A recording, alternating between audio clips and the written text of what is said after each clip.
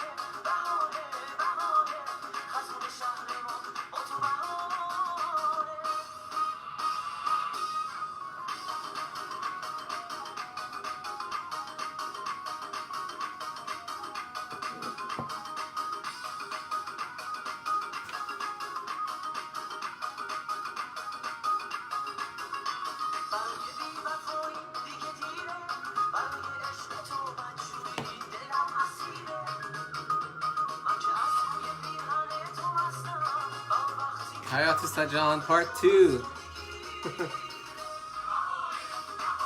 Wayne, if you see me, shoot me a comment or something to make Facebook see you. Nice, okay. What's coming on?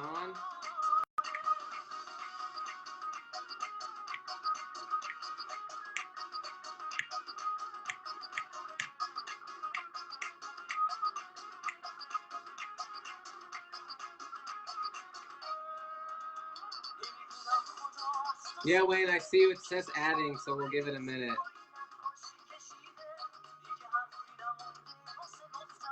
Alright, I'll rejigger it.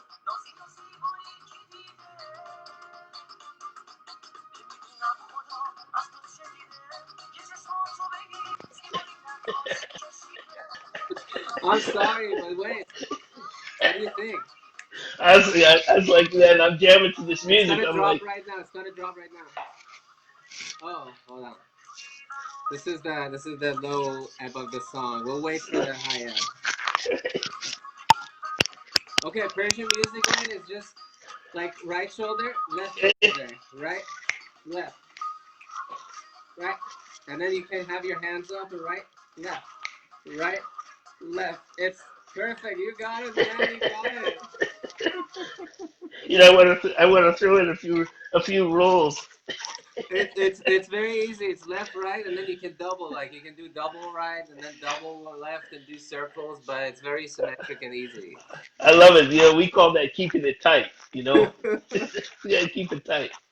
So how are you, Wayne? How was your day today? Oh, it's great. It's good. Thank you. I'm well and a great day. It's a great day. Every day you wake up and you see that sunshine in Southern California, you know it's going to be a great day. That's beautiful. Any like highlights, nuggets, snippets of the day?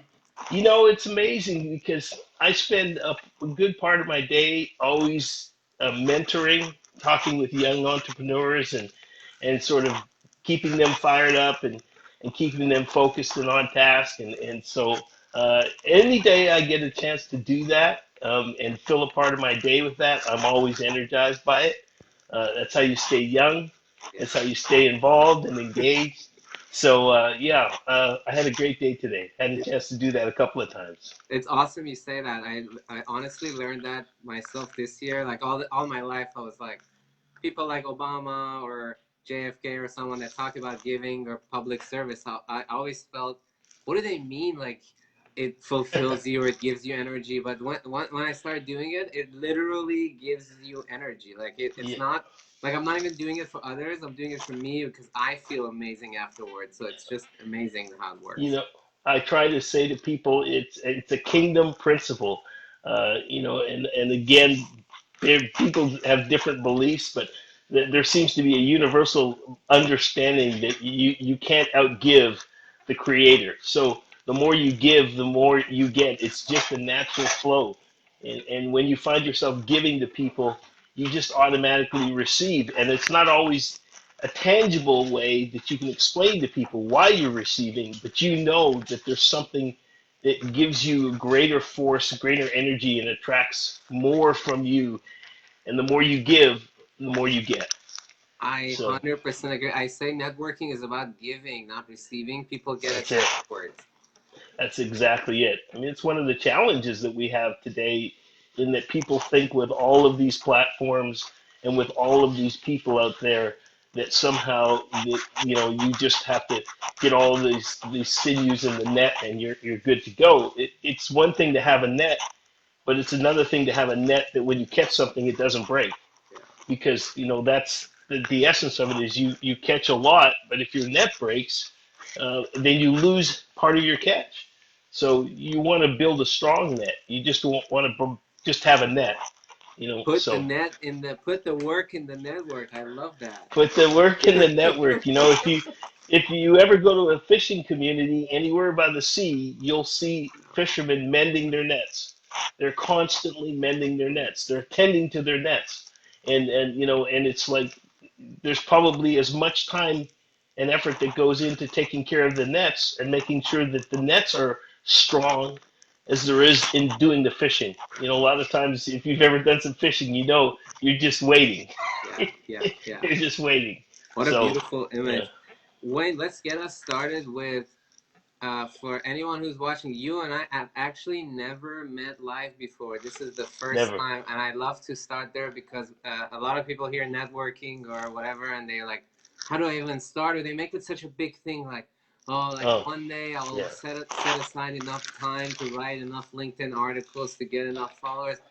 But you and I, this is the first time we're meeting. Look how easy it is. We just It's easy. chatted. We said, let's set up a time. We set a time. We're doing it live. Uh, Yeah. so so let's start with since you don't know me, I'll give a 30-second just biography of Ali to situate myself, and then if you Yes. can do the same, and then we'll get started. So my name is Ali. Super nice meeting you. I'm Yes. a Bay Area kid. Grew up in San Jose area. Lived Okay. most of my life until 15 outside the U.S. My dad was an expat, so we traveled Okay. for like his assignments, 5-year Yeah. chunks. But basically moved here at 15. Went to Cal undergrad. Worked in Oakland. Went to New York for law school. So spent 8 years total in New York, Oh, and wow. then got the heebie-jeebies back for coming back and the weather. So I came back Southern 10 years Cal. here. Yeah. Yeah. And then I work. I'm a lawyer. What Yes. else is interesting? I have many, many hobbies, and I love Yes, life. you do. Yes, you do. Yes, you do.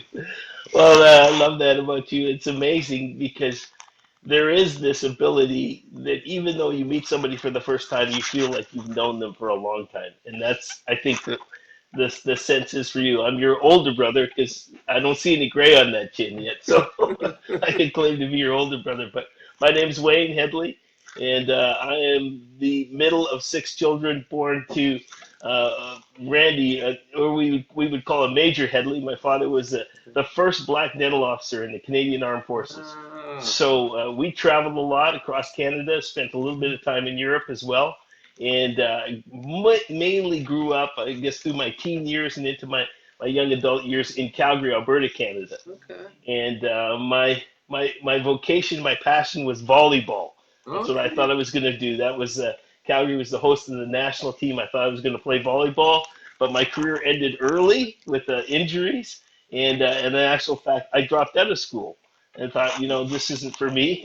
I realized shortly after the volleyball ended that I wasn't in school for school. I Mm, was in it for the wrong reasons. So I actually went to work. Only took a year off of working where I realized I got to go back to school. mm, mm. So I What went back made to you school. realize that? You know what? If most of the people who join us know anything about Canada, the one thing that they'll know is that it's cold. Mm, mm, And mm. I worked a winter of construction, and that was enough to tell me I think I want a job on the inside, the Yeah, outside. yeah. So I did go back to school, and I went back to school. At that point in time, things had changed and shifted in my life, and I no longer wanted to be in school just to be in school. I wanted to be in school to learn something that I thought was going to be a vocation for me. So I actually came to Southern California.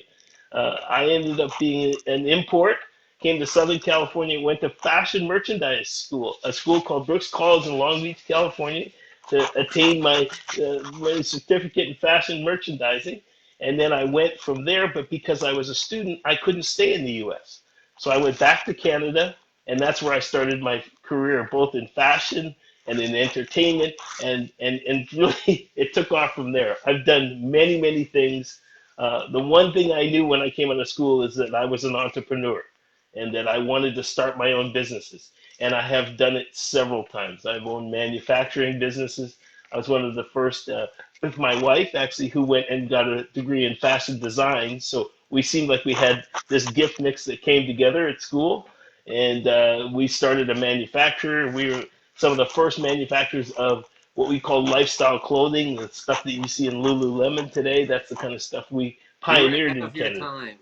We were way ahead. We were too far ahead, actually. But in 1988, the Winter Olympics came to Calgary, and I sponsored this little team from Jamaica that were bobsledders, and they were called the Jamaica Bobsled Team. So thus you see the jam bob. So that was a pivotal moment for a number of reasons, and one of the major reasons was the marketing aspect of it.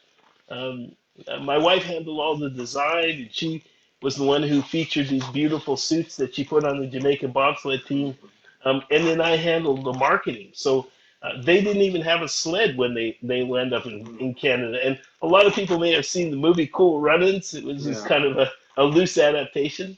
yeah. And so it was the marketing that went around getting them a sled, getting them into the Olympics, getting them qualified. And then that year, we actually kind of just undercut the entire Olympic sponsorship program by getting more press and more publicity for this little tiny team from Jamaica than all of the Olympic sponsors put together. And, Wow. and they actually had to change the rules after. This is amazing. So we all know the movie about the movie and the story. So you were involved in that. Yes. That's incredible. Yeah, yeah, it's probably one of the great achievements of our life because of Wow. course when they came to Calgary, they had nothing. And we didn't know they were going to be a sensation. We were literally just helping out this team Yeah. from Jamaica. And my grandfather was from Jamaica, so I had this sort of loose connection. But it turned out to be a phenomenon of the entire Olympic Games that year, and really set the stage for a whole different way of people approaching Yeah. the Olympics because we actually took and personalized their story. And of course that year they were the hit and the sensation of the Winter Games, and people felt like they were their team. It wasn't just a nation, but it was actually a team of individuals that they got behind. So it was a pretty unique experience, but that really set me up for a number of the things I've done since then. So I've owned retail stores and then gotten involved in importing, which is one of the businesses I do now. And then I've always been involved in the marketing game. So Yeah. that's really that's really how I've been a student of That's marketing. amazing, Wayne. I had no idea. So I'm gonna look up all the facts around that. That's amazing. One thing I want to pause on for us to talk about is you talked about this really cool story. It was a pivotal moment in your life. It was an Mm. international sensation. Most of us, I was like 4 years old back then, but I know this story. Like I can Yeah. even picture scenes from the movie. And you said that the one amazing aspect of it was the marketing of it, and it made me. One lesson I learned this year that from my boss was, especially if you go to law school, there's very rigid divide Mhm. between whether you want to be a corporate lawyer and you're like the Right. suits guy with the you go to the evil Wall Street and do corporate law and make money, or Right. you are the starving public defender in like Queens Mm. and you're never gonna make any money. You're gonna just dedicate your life to helping the poor. And the whole law school structure, everything is centered around that divide. Hmm. And one thing I learned from my boss this year was how she, I call it synergies, there's probably a better word, but how she uses her job and her interests and her passions collectively together. So, like, Yes. she sponsors a charity via our company, and then the charity like promotes our company, and then our company is happy that we sponsor the charity, and just it Hmm. goes in the giant circle, and it Right. broke down those barriers for me of like if you're doing business, you're doing not good, and if you're doing only this kind of stuff is good and this kind of stuff is only bad. And I love Yeah. how your story talks about like you didn't do it to make money, but because it was Mm, authentic and it merged your passion for marketing and fashion and helping others, you mm. merged them all in this project and it became like a sensation. Yeah. The idea that you can somehow live a life that is not you, that it's not true to you, um, and then somehow cut that off and go and live a life that's true to you and be happy Yeah, yeah, is a false paradigm. There is no such thing. yeah, And I try to tell most of my students that I mentor, people that I speak into their life, I try to tell them, you're not your head, you're your heart. It's your heart that makes decisions that informs your head as to what to do. A lot of people think that it's all about the head stuff. It's all about the head knowledge. But the funny thing about it is that you can change your mind anytime, any moment. But if I wound your heart, if something I do actually impacts your heart, it can take years to get over. yeah, It can take years for you to overcome it. So I always have to tell people, listen, what is your heart? If your heart is not in this, if your heart is something else or somewhere else, yeah, what is this doing to you? yeah, What you're really not there. You're yeah, not present. You're not in it. They're not getting you. They're getting something else, a version of you. yeah, They're almost like they're it's almost like they're getting a representation. But when you show up and your heart comes and your passion is there and the life of who you are, your core values, are all represented in that thing, well, then it's a whole different story because you're one of only 7 billion people on the planet. There's no one else like you. yeah, So when you show up being you, you're going to make a difference. You have to. Why? Because there's nobody else on the yeah, planet like you. yeah, yeah, yeah, So that's what I want. I want Ali. I don't want a version of Ali trying to be what somebody else thinks that I should be. yeah, That's not who you are. yeah, So wherever you are, whatever you're doing, you're going to have to bring your heart, you're going to have to bring your soul, you're going to have to bring you into the equation. And if they don't like you, yeah, well, there's a good chance that's not for you yeah. because there's somewhere else, Right, right. someone's waiting on you to show up. They're waiting on you to show up. Why? Because they know your passion, your love, your caring, your compassion, all those things are what's needed right now in this moment to make this work. Yeah. That's Well, exactly what we know. I love it, Wayne. That was beautiful. I took some notes down to write for our students, but I love how you summarize that. It's true. It's about being present. It's the same version of being present, but being present in your job, in your life, always. And then the stuff you said about the heart, it's not just goo talk. Like one of my favorite books is Mindsight. It's written by a brain surgeon who became a therapist, and he talks about there is literally science around our brain is not just like our mind is not in our brain. It's the whole nervous system, and there's Mm-hmm. incredible nerves around your gut, around your heart, and that's why the whole idea of heart came into being. Like it's associated with love because that's where those nerve systems are. It's around your heart, Mm-hmm. and so it's just a false idea we have that there's the head here. It's really everywhere. If that You makes know, sense. it's so incredible, Ali, because we've had part of my life has been spent in ministry. I grew up as a Roman Catholic in a large Roman Catholic family, and then as I kind of came into young adulthood, which is late, I think, I embraced Judeo-Christian sort of values, and I began on my own walk, my own journey of spiritualism, and really looking into the spirit-filled life and what that meant. And one of the things that I've had to do is comfort people. And I've seen people in situations where the brain's not working anymore. The brain is going through injury or through a massive trauma. The brain's not working anymore. The heart is still there. The heart is still beating, but the person's no longer present. But you can keep them alive for a Mhm. long time. But if you kill the heart, that person's Yeah, gone. yeah, They're done. They're finished. yeah, And so, it's really that's the essence of your life. That's your life force. It's your heart. And that's what that's who you are. That's what keeps you going. That's where you're, like you said, your nerve center. Yeah. And that's gotta be vital. Yeah. It's gotta be vital. Wonderful. Your life force. Wayne, this is so amazing that I'm totally losing track of time. But let's talk about the real reason you're here, which is for the first time in my life, I get like a lot of LinkedIn requests, and most people don't even write anything. They just add Right. you. So I Yeah. usually add people back unless they look obviously fake or something. Some people write something.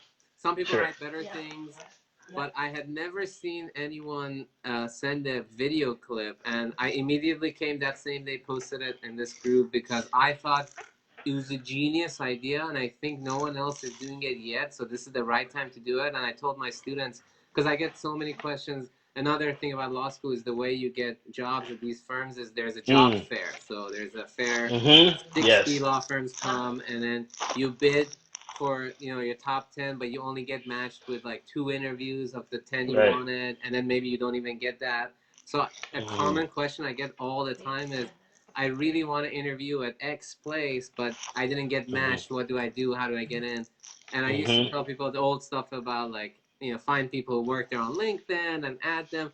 But then when I saw you, I was like, oh my God, this is a way of doing an interview without getting the interview. Like, send your interview clip, Yes. send a message, which is your interview, to the hiring partner on LinkedIn, and you just bypass the whole line. So Yeah. I would want to hear from you, like, how did you come up with that idea, A, or come across it, and then B, what have you gained in your life from implementing this idea? Wow. That little idea, that little seed, like you said, when it's like when the water hit it, it just exploded into this mighty oak. So I have joined a group, and this is so great because you have formed a group here, and Iranian lawyers coming together, and in this group, there's life. And I'm always telling people, go where the life is, go where the life is. And so a lot of what you experience and I experience online and LinkedIn has no life to it. Mm, And it really is not worth your time. mm, It's not. But I found something that I thought had life in it, and it just happened to be a couple of real, I call them marketing gurus. These mm, guys have been around for 20 to 30 years, really pioneering some amazing stuff in the digital arena. mm. And I found them, I read a little bit about them, did some research, entered into a master class that they were doing, and that master class just the example they've led by example. A 3-day masterclass had turned into almost 3 months of daily interaction. So Mm, there's only supposed to be 3 days. That's what I signed up for, mm, a 3-day free class. And 3 months later, I was still interacting with a group of about 85 marketing entrepreneurial minds from all over the globe. And there was so much life in this group. And in this group, one of these two gurus, his name's Chad Nicely. I love putting it out there because he's got the best name, Nicely. yeah. Chad Nicely he's really a pioneer. He's really a maverick. He's really a creator and inventor. And he talked to us about this little known apparatus within LinkedIn that very few people knew about because it was only available on your mobile device. Okay. He said you can film a live video in response to someone who reaches out to be a connection to you. And he said, if you're here and you're in this group of people, you're here because you're looking for a relationship, you're looking for community, you're looking for connection. And he said, that's going to be the new currency. Relationships are the new currency. That's the real value. He said, don't just be a statistic.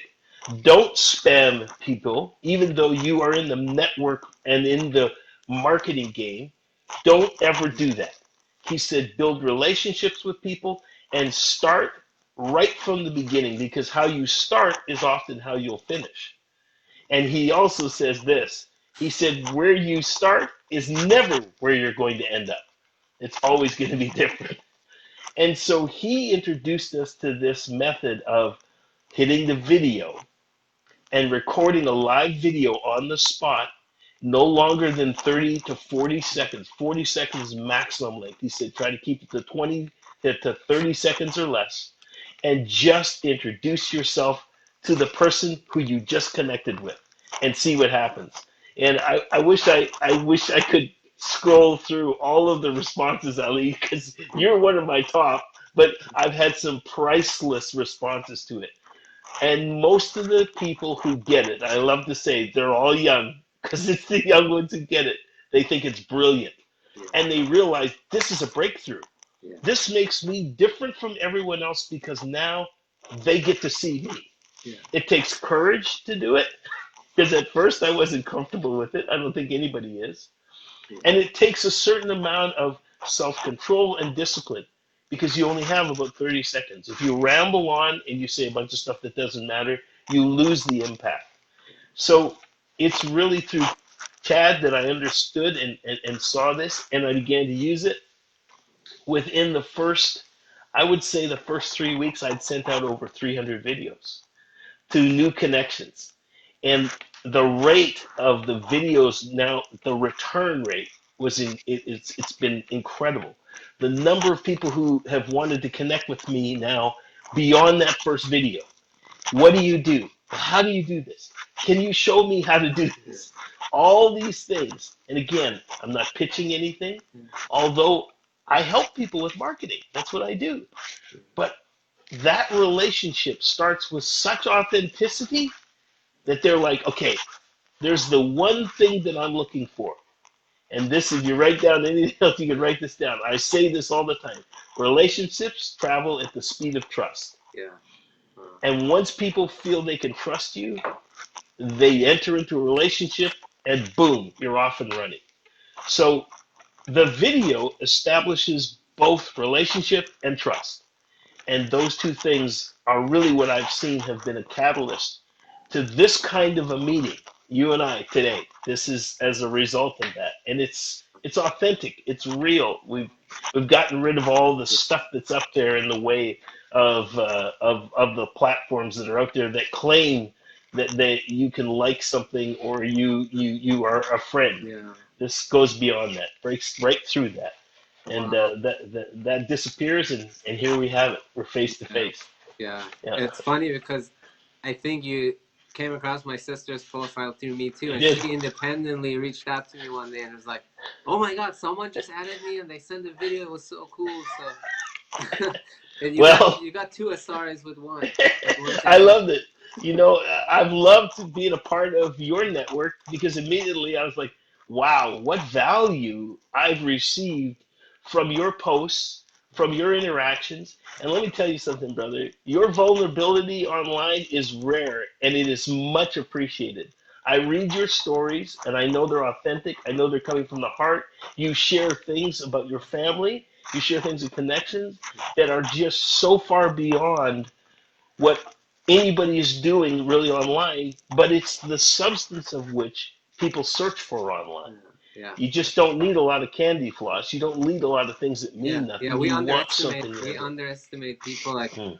the number of people reach out to me privately after each of these posts, and it makes me sad that it's private. I wish it was public because it shows something about their discomfort. But it's incredible, man. I mean, like everyone's hungry. That's what I realized. Like everyone's starving Yes. for something Yes. real, and so you put it out there, and just people flock Yeah. to it.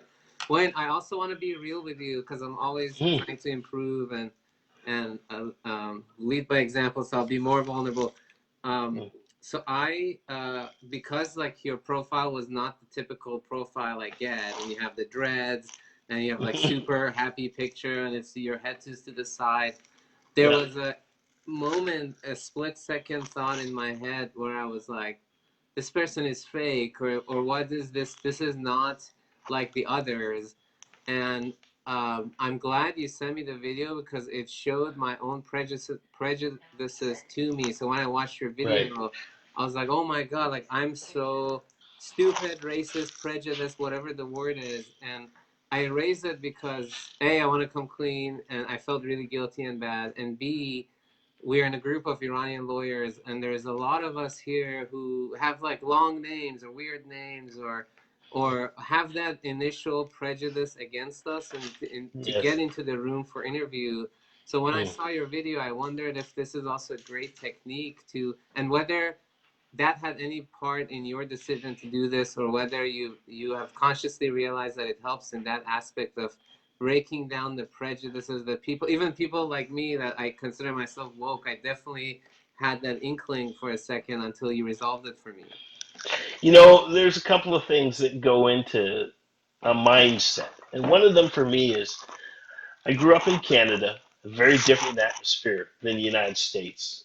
Canada, probably when we deal with the issues of African Americans and some of the things that have really been a part of the African American diaspora and how they've been affected by slavery in America and by years of systemic racism and Jim Crow laws and all the things that have oppressed this people group associated with this minority.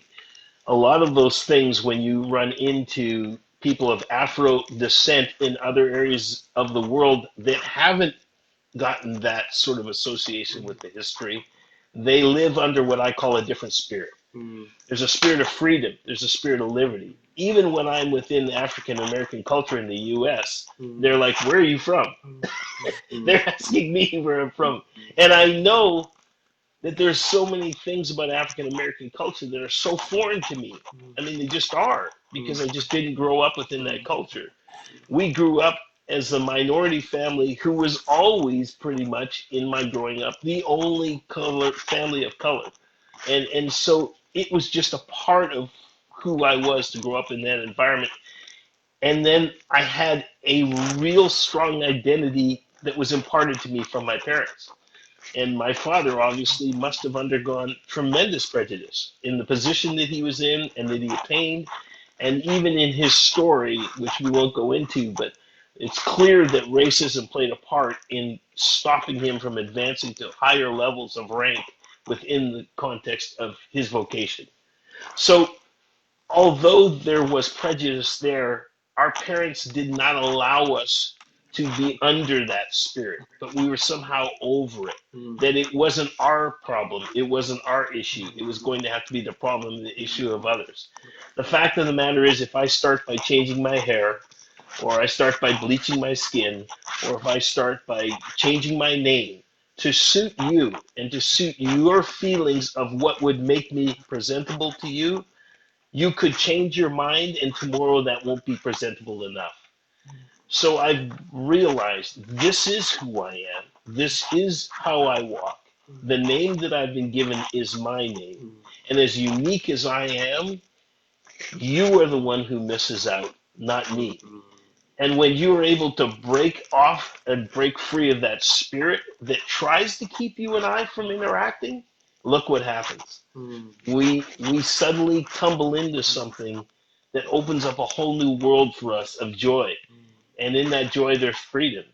And now you, in having a, a black friend mm, who doesn't fit the mold of what you're hearing in whether it's the zeitgeist or whether it's the narrative out there, doesn't fit that mold, you honestly know now.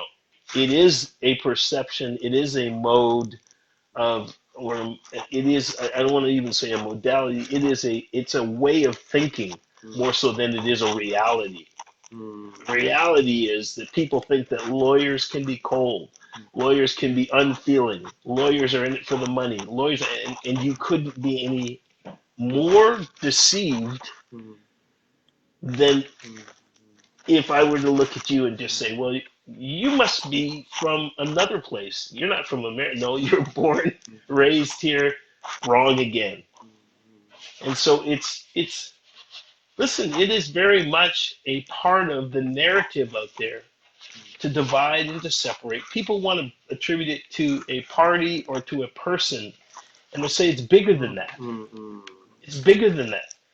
You'll find that spirit is alive, even though it's been defeated, I say, that spirit is alive all over the world. There's division, there's separation, yeah, whether it's men and women, and you want to separate it by gender, you want to separate it by race, ethnicity, you want to separate it by orientation, whatever it is. There's this spirit out there that is bent on keeping us apart.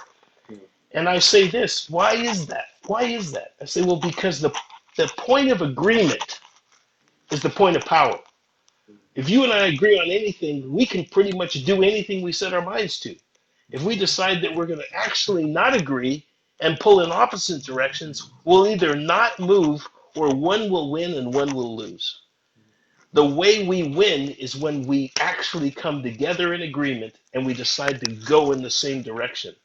And then what can stop us? What can stand in our way? Pretty much nothing. And so the point of agreement is the point of power. The point of unity is the point of power.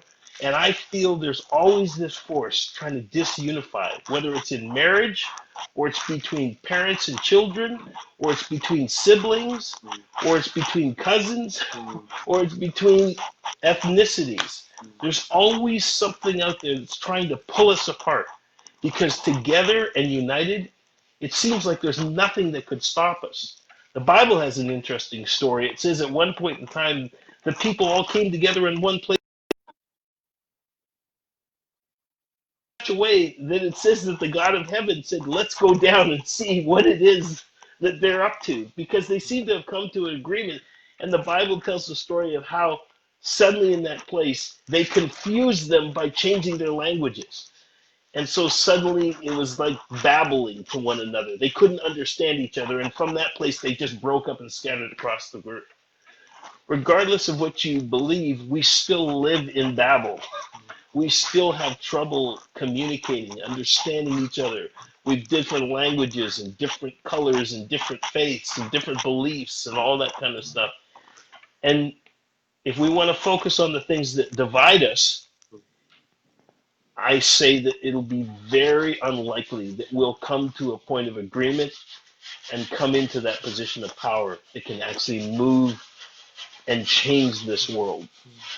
And there's enough clean water to make sure everybody has clean water. There's enough money to make sure everybody's fed. There's enough food to make sure everybody's fed. The waste of all those things is more than the demand for those things. The excess in all those things is more than the demand for those things. But we have yet to come into that place of agreement so that we can solve the problems of how do we now take the excess and apply it in such a way that there's no more need. Wayne, why are you not running for president? Uh, Based on what I've seen, and I've just become an American citizen last year. 2019 was my Congratulations. first year. Thank you. Just send 40-second videos to all your constituents, man, all day long. The 40-second president. I said, wow, what a year to become eligible to vote. Yeah, I said, what is this? It's like entering into a party to full-fledged yeah, craziness. yeah, You're yeah, just yeah. like, you're trying to figure out just, okay, where's the bar so I can just get a drink? People Wow. swinging from the chandeliers, Yeah, I crashing through love windows. Wayne. The point of agreement is the point of power. That's Yes. beautiful. I will. Well, thank you, Wayne. I really, really Mm, learned so much. I really enjoyed our conversation. I really am happy that we made this connection. I'm really I happy am. that you gave us your time today. I'm just really grateful for all of this. Brother, it's my pleasure, and thank you so much for inviting me. And to all your students, you have a treasure in this, man.